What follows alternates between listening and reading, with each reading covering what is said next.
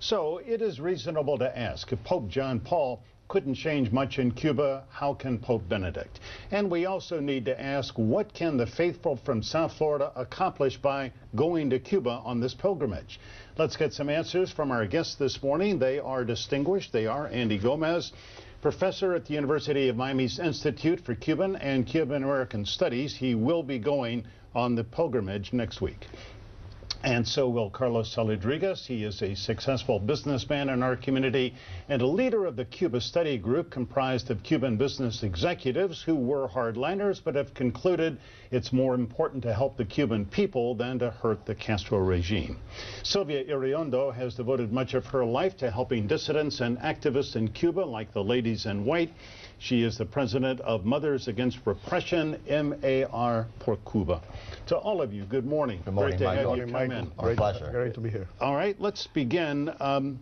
Sylvia, let me ask you first. Archbishop Tom Winsky, who was on this program a few years ago, says this is a pilgrimage of reconciliation, and yet you, including an essay in this morning's Miami Herald, say this is not a pilgrimage of reconciliation. Why don't you think so? I guess the question is reconciliation with what? As I said in my piece on the Herald today, we are reconciled with the Cuban people. In fact, we work daily. We talk to them daily. We help them daily. But what does this reconciliation entail? Visiting a country where nothing has changed, projecting an image of normalcy where nothing is normal in Cuba, where human rights are being violated, where crimes continue to be committed, where at the present time the current brutal repression undergoing in the island is incredible, and we are seeing it every day. What is the reconciliation? With whom? With the criminals, with the murderers, with the dictatorship, with what? Because due to the attitude of the hierarchy in Cuba and due to the brutal repression, we cannot talk about that reconciliation, because it's evident. Let me stop you right there, because I see both Andy Gomez and Carlos Saladrigas, in a sense, not in your head at some of these assertions of the brutality of the regime, and yet, Carlos, you believe reconciliation is possible. Well, the Cuban problem is fundamentally a political problem. And Cuba is a country that's deeply divided by politics. You can see it inside of the island, and you can see it here in Miami. Right. I think we are a nation in need of reconciliation. We are a nation in need of reunification. And the Pope visits this year coincides with the 400th anniversary of the discovery of Our Lady of Charity. Right. And Our Lady of Charity, more than a religious symbol, is a patriotic symbol. It's a symbol of unity among all Cubans. And I think the visit by the Pope is going to bring to the Cuban people, at a critical moment in their history, a glimmer of hope, words of reconciliation, and I am almost sure that he is going to call for the reunification of the Cuban nation. And I think those are going to be powerful statements in a moment of difficulties. Andy Gomez, 1998, Pope John Paul, hugely charismatic figure, and I was there for that visit as a reporter. He also delivered a message of hope, and I think that it had a huge impact on the Cuban people. But I think that you, as a scholar and as a Cuban American, you would have to say not much really changed on the island, except perhaps for the Catholic Church. Well, I think John Paul set the seeds for a lot of the minor changes that have been going on in the church growth. I think the Cuban bishops and the parish priests, since then, have been working diligently with the people in Cuba. And there are many examples that I don't want to take time to cite those examples, but there are many examples. Well, you said it before this show was live, but when you arrived, you had said at the church in Old Havana, Correct. where the 13 dissidents went to make demands this week, that the parish priest there, whom you said you had spoken to on the phone, has a very nice every Thursday meeting on Thursdays where people come in. Everybody comes in, writes down their own problem, and then they discuss their problems. Well, that's a positive thing. That's how we're building civil society. But the 13 dissidents were ordered out of that church by Cardinal Jaime Ortega, the head of the Cuban Catholic Church. Well, you know, I've had my differences with Cardinal Ortega and some of those actions, but going back to, you know, Archbishop Wensky months ago, in a meeting that I had with him, we were talking about the involvement of the church and how it has grown in Cuba, right, and the importance of that growth. And he asked me to come along on this trip, and I thought about it. I thought about it because I'm also very sensitive to a lot of the issues that Sylvia mentioned. I went to my mother, Michael, who next month will turn 88 years old. And I said, Mom, I want to do this. Do I have your permission? I'm going to be 58. And Mom turned to me and said, you know, before your father died, we spoke about these issues a great deal. We have tried for more than 53 years. Obama's the 11th president that has tried to negotiate with these guys, to no avail. We must build bridges with the Cuban people. I'm not going to Cuba as a tourist. I'm going to Cuba because I deal on the topic on a daily basis. Sure. I'm not going to impose anything. I have a mission first and foremost as a Catholic. This is a moment of history, as Carlos mentioned, the 400th anniversary of Our Lady of Charity. But secondly, I have to hear, I have to listen, I have to see what's going on the island. I have to take the temperature to be able to come back here and make some statements, some solutions, some speculations that we do on a regular basis much more constructive. All right, so that, and I'm glad that you told the story about talking to your mother, in a sense, getting her permission. Carlos Saladrigas, I was at your house the other day, and we had a long chat.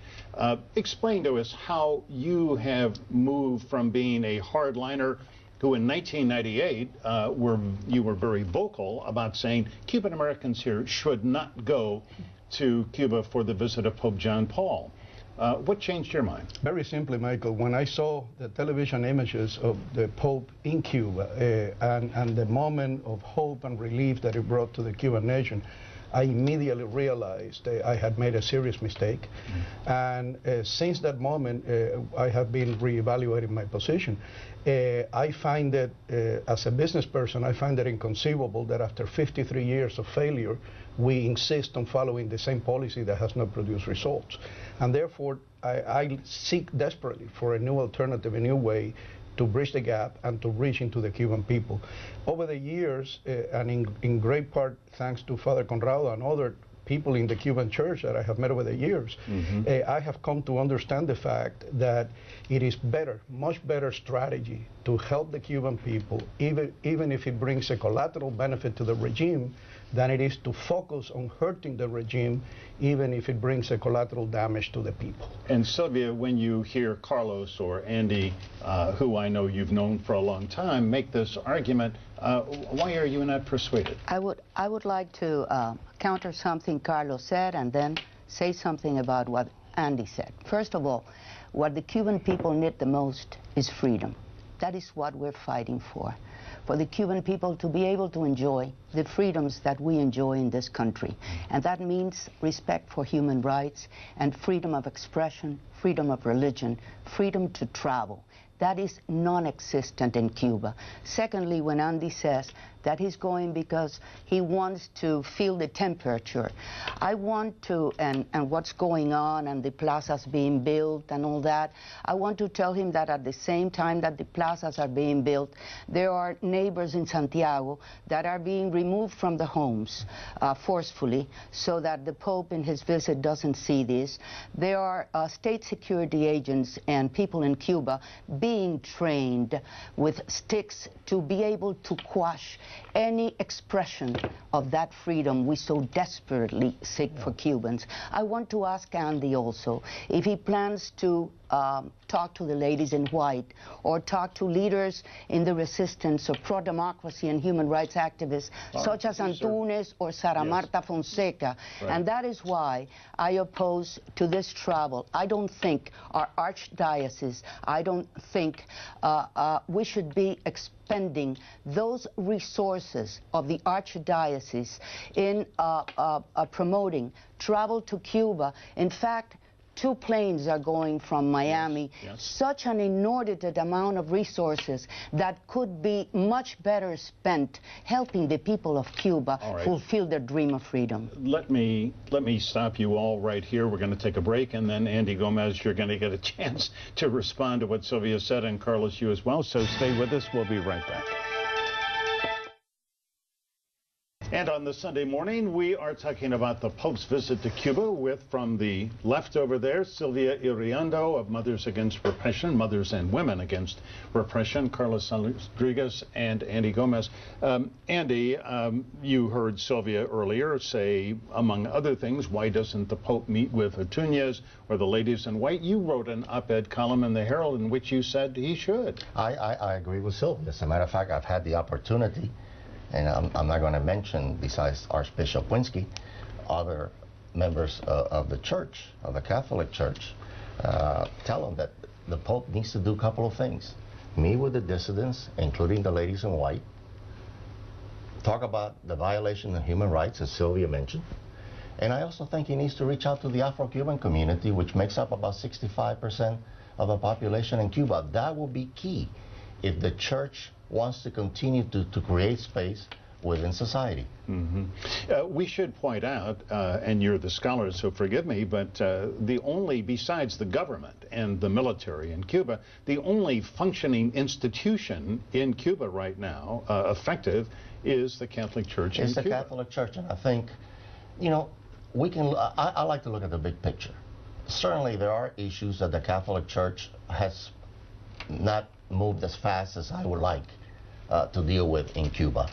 But I think the Catholic Church has done a tremendous job in dealing with some of the needs of the Cuban people and bringing back hope. Which the government, they've done some things which, in fact, the government cannot do. And yet, Carlos Saladrigas, when we see, I guess about 2 weeks ago, Cardinal Ortega celebrated a mass for Hugo Chavez of Venezuela, I think in this community that just simply rankled a lot of people. And it did me too. I didn't like that anymore than I'm sure anybody on this panel did. But here's what I think we need to understand, is that we need to look at, Andy's saying, at the big picture. We need to look at the forest and not the trees. And the Catholic Church in Cuba preaches, talks, its values, its message is exactly our message. The Catholic Church is the polar opposite of the regime. Everything the church stands for is the very opposite of what the Cuban regime stands for. And the Catholic Church over the last few years has been getting stronger and larger and has been standing on more solid ground.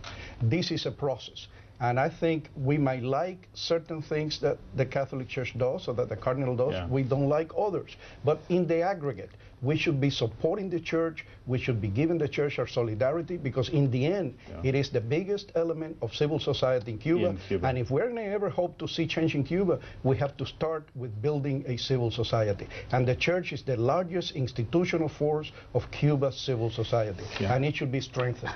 I would like to mention something that for me is very important. When I talk about this, I talk about ecclesiastic authorities, not the church. We are all the church. And there are many good priests, many good cardinals, nuns, and people that are doing a great social job in Cuba. But when you see Cardinal Ortega celebrating a mass for Chavez, and the church needs to pray for the health and for the souls of the departed, but they haven't ever celebrated a mass for Laura Poyan, who was mysteriously died, for Orlando Zapata Tamayo, or for the martyrs that were executed in the firing squads, crying out, "Long live Christ the King."